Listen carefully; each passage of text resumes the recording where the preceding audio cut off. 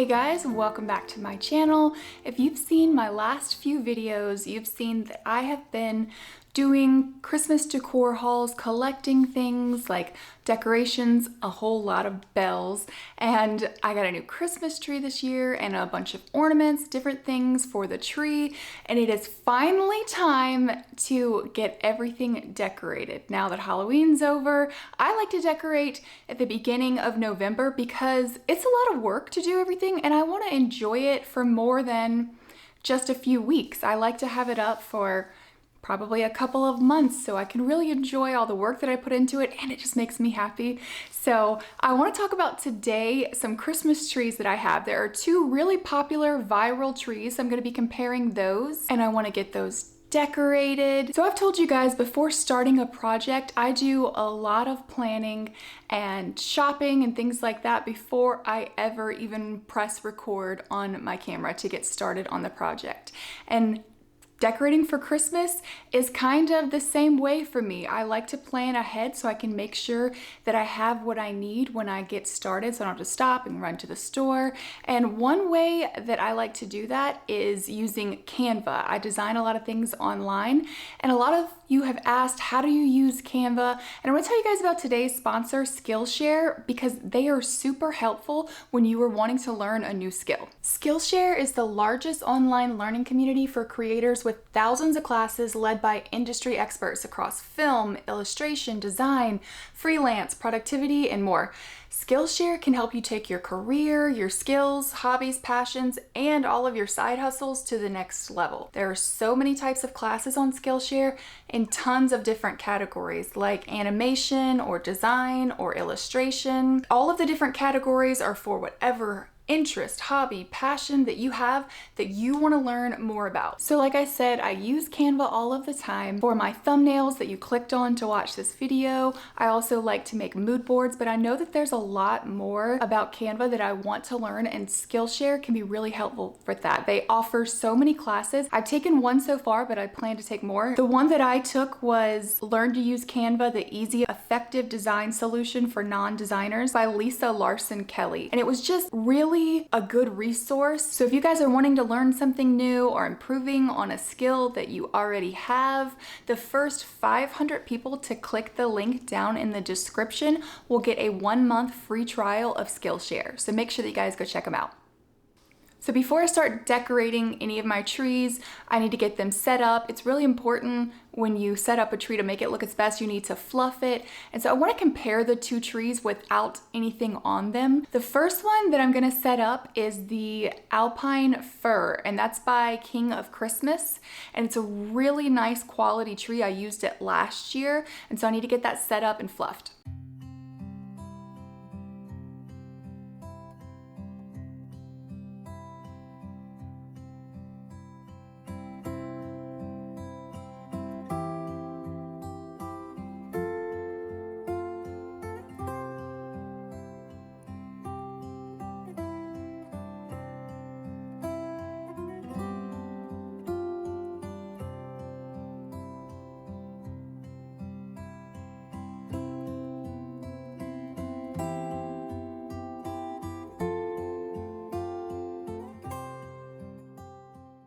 The next tree you most likely have seen online, and that is the viral Grand Duchess tree from Home Depot. I have the 7.5 foot version, and this one I already set it up when I got it in just for a second because I wanted to make sure that it worked because I ordered it months ago.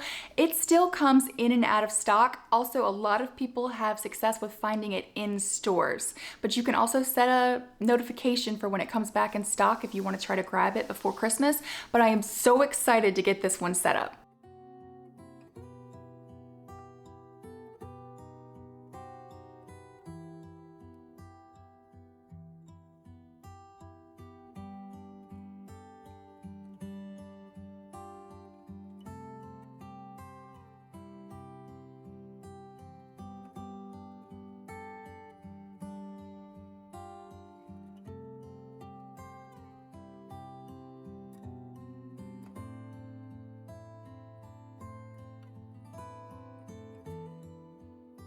Okay, I set these up side by side and I turned the lights off so you could see the difference between the two. So this is the Alpine Fir from King of Christmas. This is the Home Depot one here.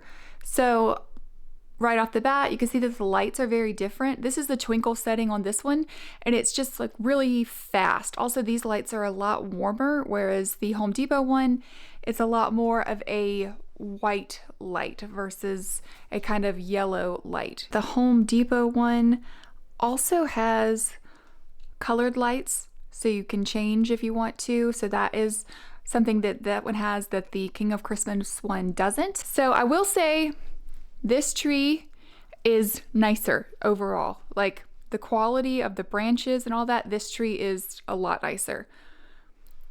This here, the lights, I love these lights a whole lot more than these lights over here. So I guess you would just have to decide which one is more important to you. The King of Christmas one is about $600 and the Home Depot one is about $350. So I will link them both down in the video description.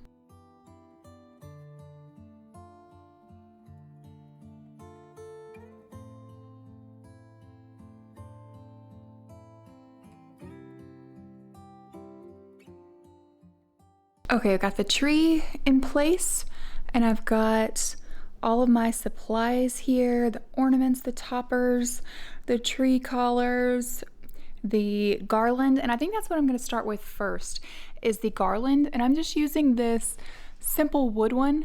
I got this at Walmart and I'm going to use 3 or 4 of these on the tree and just kind of drape them first before I add anything else.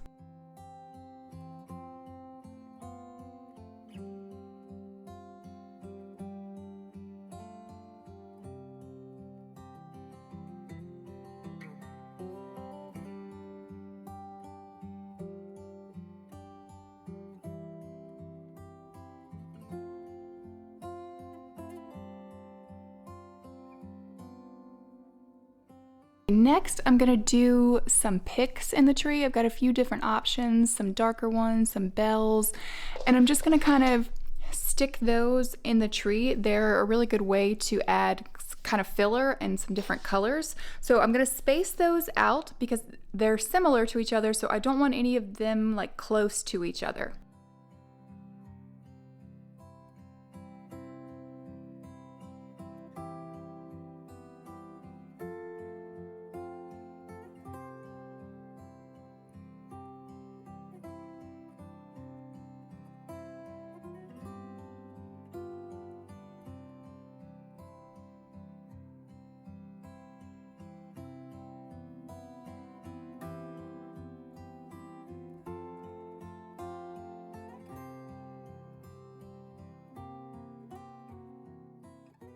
So one thing that's really popular this year is little bows like this. I grabbed these off of Amazon. I will link it down below. I will link as much as I can down below.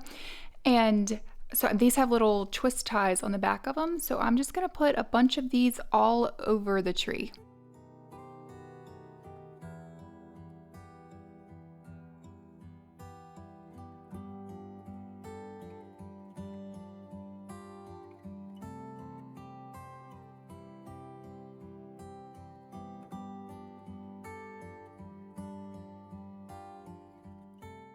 Next, I'm going to add in these ornaments from the My Texas House line at Walmart. And what I like to do is use this thin velvet ribbon that I grabbed in this package from Hobby Lobby and use those to loop through the ornament and create my own little hangers. And it just dresses it up a little bit and gives a nice little touch. And I love this set from Hobby Lobby because it's got a lot of different neutral colors.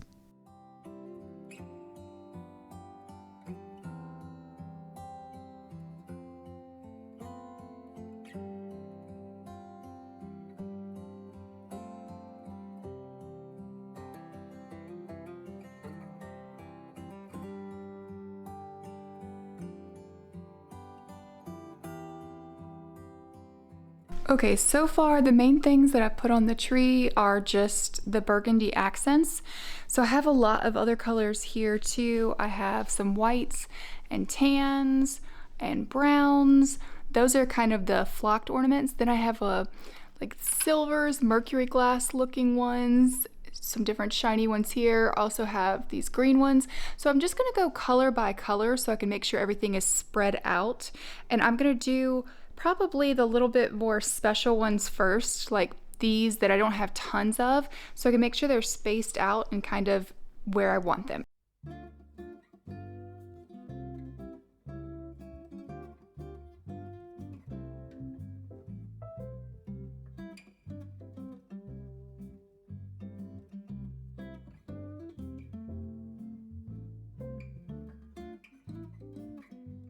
So I'm just layering in all of the ornaments to whatever looks good to me. I think it's really important to have a mixture of different shapes and different sizes of the same shape, also different sheens. I have some of the flocked ornaments, which are more matte, and then I also have some shinier ornaments, and it just gives the tree a lot more character, and it's a lot more interesting than having all of the same ornaments, but all of them still work together, and it kind of has an overall theme.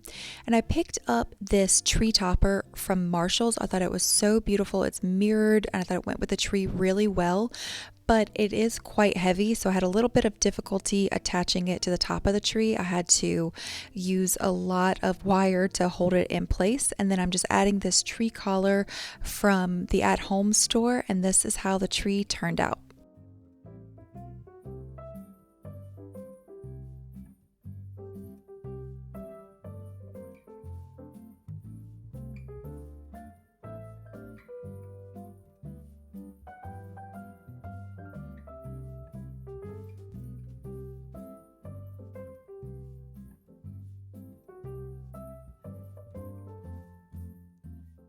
Now it was time to decorate tree number 2. This is technically my kids' tree. It's in the room that they spend a lot of time in. So I decided to add the star to the top first and also the tree collar to the bottom before I added any of the ornaments on. And this star lights up, which they really seem to like. I think I got this tree collar last year from Kohl's, I'm pretty sure. So it's one that I'm reusing, but I love the little woven basket detail on it. And then for this tree, I'm using more of a red color, not as much of the burgundy, some traditional colors, red and green and gold and silver and white. So I'm just adding all of those kind of basic pieces first. I'm adding my larger ornaments first because they're going to take up the most space on the tree, and I'm going to fill in around them. And I'm just going color by color and just kind of spacing out all of the basic ornaments, and then I will come back in later with my kids and we will add in all of our special ornaments. We get a family ornament every single year, and then we have ornaments from when they were little that they made. The other tree that I did is a lot more formal, and this one I just wanted to be a lot more personal, a lot more family oriented. And it's always a fun tradition that we do every single year together is decorate the tree. My daughter wanted to help me put some ribbons on the tree. I didn't have any more of those ones from Amazon, so we just kind of improvised and made our own. They're definitely not as pretty and it wasn't quite as easy, but I think that they look really nice.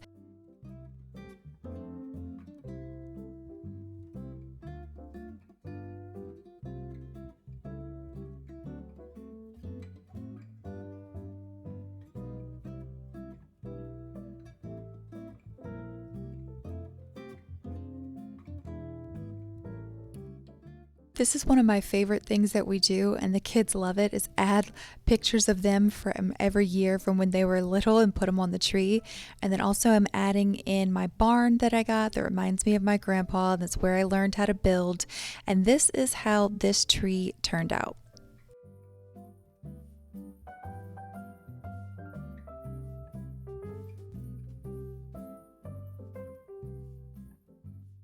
I hope you guys enjoyed decorating these trees with me, maybe picked up some tips that you can use when you start decorating for the holidays, and make sure that you're subscribed. I have a lot more content coming, so I will see you guys in my upcoming videos. Bye!